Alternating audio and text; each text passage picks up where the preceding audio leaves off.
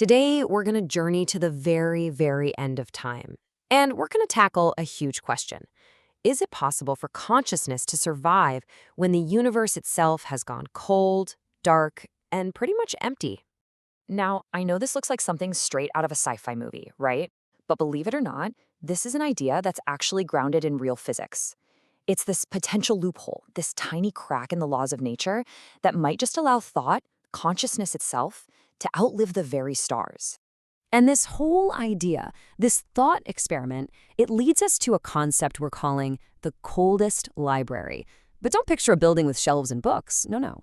This is more like a final vault, a last sanctuary for every thought and experience, right at the bitter end of time. Okay, let's really get into it. Before we can even talk about the solution, you've got to understand the problem. And I mean, you have to grasp the sheer scale of what any future civilization would be up against.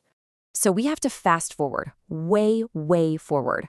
We're talking an almost unimaginable distance into the future. Picture it. About 100 trillion years from now, the age of stars is over. Done. The last little embers fade out, and the universe just turns off the lights. Everything goes dark, plunging into this near-eternal night. So imagine this future civilization. We'll call them the Noxans. They're facing an enemy that is completely unstoppable. And it's not aliens or some cosmic monster. Nope. It's a fundamental law of physics, the second law of thermodynamics. You know how your phone gets warm when you use it? That's waste heat. That's energy just bleeding out, lost to chaos forever. Well, that law applies to everything, and that includes the very process of thinking. Every single thought costs energy. So how in the world could anyone survive that? An energy crisis on a cosmic scale? Well, the answer lies in this really fascinating idea, a way to kind of sidestep the problem. Okay, the core idea is actually pretty simple, but it's also incredibly profound. We know thinking costs energy, but, and this is the absolute key, that energy cost is tied directly to temperature. The colder your brain is, the less energy it takes to have a thought. That is the loophole. That's the secret they're going to exploit. And this really shows you the massive difference, right? Look at our brains. They're warm, biological, running at about 310 Kelvin. That's our normal body temperature. This makes our thoughts fast, but it costs a ton of energy. Now, contrast that with a digital brain. It could operate near absolute zero, the coldest temperature that can possibly exist. The energy cost? Almost zero. But there's a huge trade-off. It has to think incredibly slowly. So this one physical principle, this connection between cold and energy, becomes the foundation for the Noxans' absolutely wild plan for survival. And it's a plan that requires them to completely redefine what it even means to be alive. Here's the crucial step. They have to ditch biology altogether. I mean, leave it completely behind. They would have to digitize their minds, upload every single bit of their consciousness into these huge, super durable artificial brains.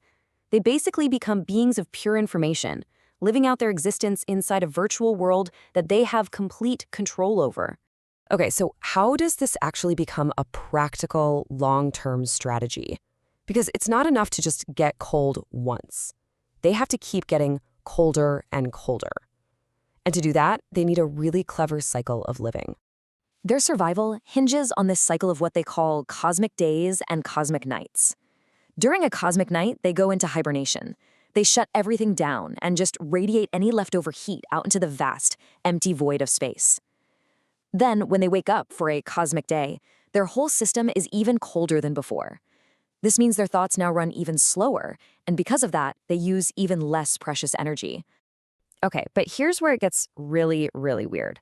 The most mind-bending part of all this is that from their perspective, life would feel totally normal. Why? Because their thoughts and the virtual world they live in are slowing down at the exact same rate. They literally wouldn't notice a thing. So as this quote says, trillions of years could pass in the real universe, galaxies dissolving like dandelions. And for them, it might feel like the time it takes to, finish eating a virtual cheeseburger. It's just incredible. Now, of course, this isn't a foolproof plan for living forever. True eternity is probably off the table. Even a strategy as grand as this one has its limits, and those limits are set by the ultimate laws of the cosmos. Yeah, this plan runs into a couple of potential final bosses, if you will. The first one is dark energy. As it pushes the universe to expand faster and faster, it might create a minimum temperature, a cosmic floor. They just can't get any colder then. And the second one is something called proton decay. It's a theory, but it suggests that over unimaginable stretches of time, the very atoms that their computers are built from could just fall apart. They just dissolve into radiation. Game over. But here's the thing. Even if they can't achieve a true literal forever, what they can achieve is just staggering.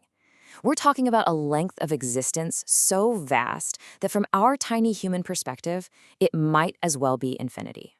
So, by constantly slowing down, by getting ever colder, they could stretch out their limited energy supply to have a subjective experience that lasts for, well, this many years. That's a 2 with 27 zeros after it. That number is so huge, it's basically meaningless to our brains. It represents a near infinite library of thoughts, of art, of experiences. And all of this leads to a really profound takeaway, right? This whole strategy suggests that maybe consciousness isn't just some brief, fleeting accident in the cosmos.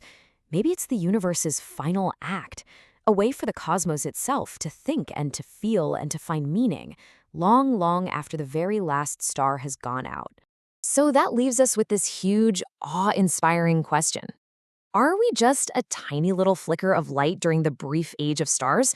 Or is what we represent, this fragile, beautiful, thinking consciousness, actually the ultimate destiny of the whole cosmos? Is it the universe's way of writing the final and by far the longest chapter of its own story?